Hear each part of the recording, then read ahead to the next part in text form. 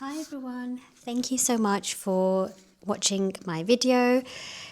I am currently in India, Mysore, doing yoga teacher training at a beautiful ashram called Ayur Yoga Eco Ashram, and I've decided to document my journey and share what I'm up to, what's going on for me, what I'm learning, what's challenging, and just give you a bit of an insight into what it's like to be on this yoga teacher training program in India. So I am recording a video every evening whilst I'm here to share this. So this is day 3.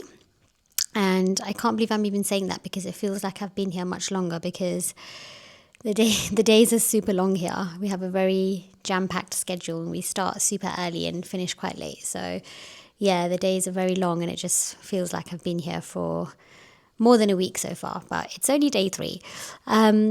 So today's been a really great day, like all the other days so far. I am definitely feeling at the moment a little bit like, whoa, it's really full on and it's only day 3 and I'm already feeling like this. There's a little bit of self-doubt going on about whether I should be here and if I'm capable and if I'm good enough, all of those things, which of course I know deep down I am capable, I am good enough, and I can do this. It's just so out of my comfort zone, so away from the norm for not just me, but everyone here actually. No one really lives like this in their day to day. So yeah, it's really intensive. Having 2 yoga classes a day, one in the morning and one in the afternoon. It's really like intensive for the body as well. We're learning so much philosophy as well, which I absolutely love and is actually my favorite part of this. But it's a lot of information and quite overwhelming. Lots to think about, lots of confusion, lots of reflection to do. And it really does make you question quite a few things about life. So, which is all great stuff, but yeah, it's quite deep. So that's kind of how I'm feeling at the moment. I'm okay, but yeah, I am starting to have those thoughts about whether I'm good enough for this. Yeah, that's kind of just a bit of an insight, but I'm sure it'll pass as the more I get used to the schedule and how things are. But at the moment, just being honest, like that's how I'm feeling. For me, like my intention isn't to actually teach yoga and become a yoga teacher, but I've always left the option open because I might want to teach yoga after these 4 weeks. Who knows? I don't know until the 4 weeks are over. I'm going to see how I feel. And the thought of having to teach right now scares me because I am feeling a bit like, whoa, there's just so much to learn. But I'm sure my, that will change as the weeks go on. Naturally, confidence will come the more I practice, the more I learn, the more I get into the routine. So yeah, that's just a bit of an insight into kind of where I'm at the moment. This morning we did neti, so we were introduced to neti, which is a cleansing practice that all yogis do, which is basically where you cleanse your nasal pathway. So you cleanse from one nostril to the other just to remove any mucus or any dirt that you might have up there. And it really helps when you go into your pranayama practice. So when you are doing things like Kapalbhati or alternate nostril breath or any other breath work or any other pranayama, then it's really, really great because you've already cleaned your nose out. So we were introduced to that today, and it's something that we'll be doing every morning straight after meditation before we go into our first yoga class. So we were given our neti pots. So this is what they look like. Kind of looks a bit like, a genie lamp from Aladdin. And what you do is you actually fill up the pot with warm salty water. And not just like table salt. So this is like good quality, non-iodized sea salt. And you pour it in through one nostril and the water comes out the other nostril. But it's all about the tilt of the head and directing the water to come out of the other nostril, and then you repeat and do the same on the other side. And I'm not going to lie, I was a little bit nervous about doing it because it was a bit scary. Like, what if you inhale the water? What if the water goes in your nose and then comes out of your mouth? What if it kind of like gets trapped up there? Like all these things. But actually, it wasn't bad at all. It was quite simple to do. Felt quite good, actually, if I'm being honest. I really enjoyed it. And it felt really good to have my nose clean when I went into my yoga class and actually practiced the breath work in the class, because, I just, I didn't have to worry about, those times when you're breathing quite heavily or deeply in a yoga class, and then you can kind of hear your nose like making a noise, or you've got a bit of mucus in there and it's just a bit uncomfortable. But I didn't have to worry about any of that with this. So I really, really liked it, and I'm looking forward to doing that every day, actually. It was really good. We also had 2 more philosophy classes today. We continued with the history and the origins of yoga, which was absolutely amazing, like so much information. We also went into the 8 limbs of yoga, so we continued that and finished that off. That is probably one of my favorite things, like learning about the 8 limbs.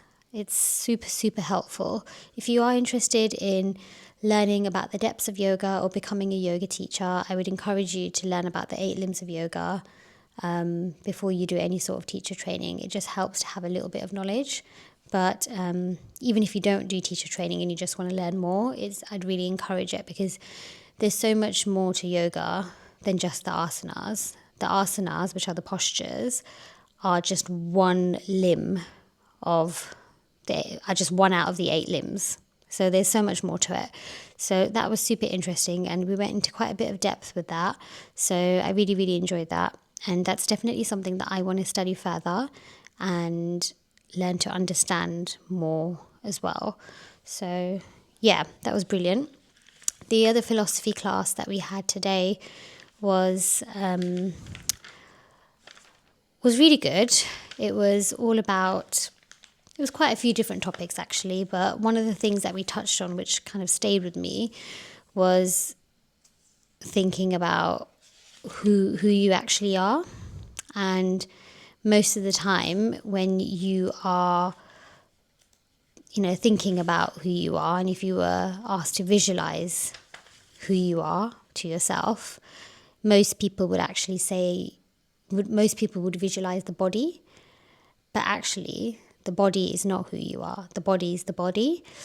And if you see yourself as the body, then that means that you identify with the body and you're attached to the body. But you are separate from the body. You are the witness of the body.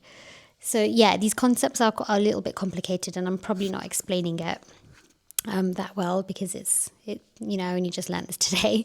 But that really gave me a lot to think about. There's so much more to who we are than just the physical of what we see. And the body is not owned by us.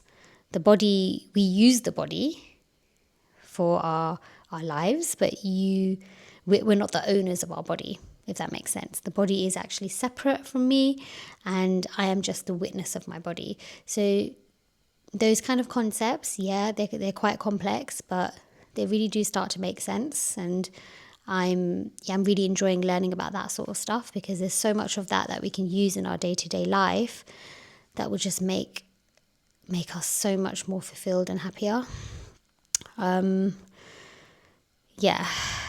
So really, really great stuff. And I can go into some more of that, I'm sure, in another video when I learn a bit more. But one of the main things that was really interesting was our use of language. So we use phrases like, I am angry, I am sad, I am scared. But actually, that sense of I that you are saying in that sentence means that you are attaching yourself to that emotion. And actually, that emotion is not you.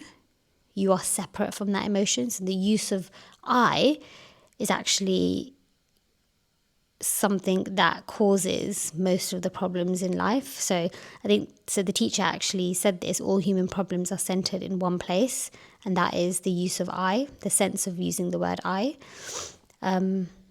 So I thought that was really interesting. And instead of using the word I, so instead of saying I am angry, you can say I have anger.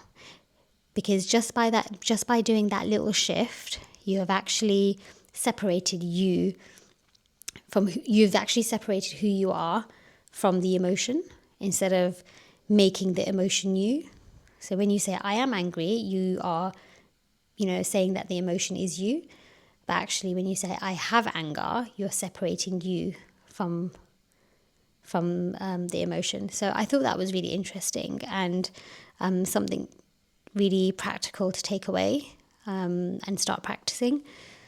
It's not going to be easy, because I think there's a lot of habit formation there when it comes to saying those sorts of phrases. It's just so natural to say I'm tired.